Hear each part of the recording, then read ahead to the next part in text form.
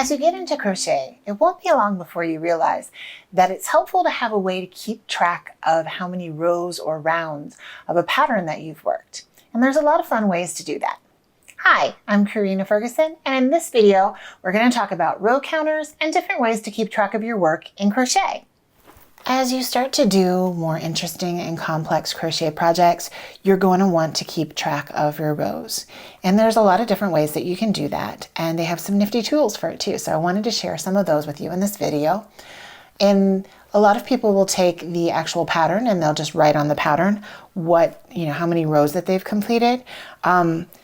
I will sometimes have a crazy bright post-it note and I'll pin it right to my work and I'll just use a pen and check off, or I'll have a special little notepad where I'll write at the top, this is my washcloth project. I have done 17 rows out of 36 or whatever it happens to be, just to kind of be able to come back to your work and say, oh, that's how many I've done.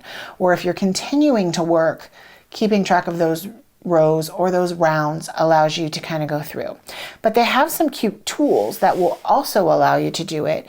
One of them is this little guy. You can actually attach it to like the tail of your yarn. You can use a tapestry needle and weave the yarn through and kind of attach it to your work, and then it clicks and it says, I've got 48 rows, I've got 58 rows, just a normal clicker all the way up to, our 99 here. So those are kind of handy to have, and you can see, like I said, there's a little hole in the center that you can put those on. They also have adorable bracelets. Now this one I just got at a craft store, but you can get custom ones as well.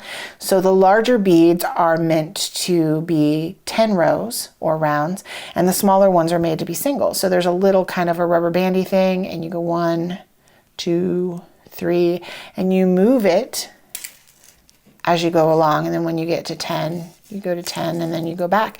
And it's bracelet format, so it's got an adjustable link here and you can just put it right on your wrist and have a pretty way to keep track of things. But I find the most satisfying is the clicker. I don't know why, but I love the little clicker guy. So it's just this little thing and you say, oh, I finished a row. Oh, I finished a row. And it's like a sense of accomplishment, the fact that I get to click, and it has little things on the side that will allow you to adjust it back to 1.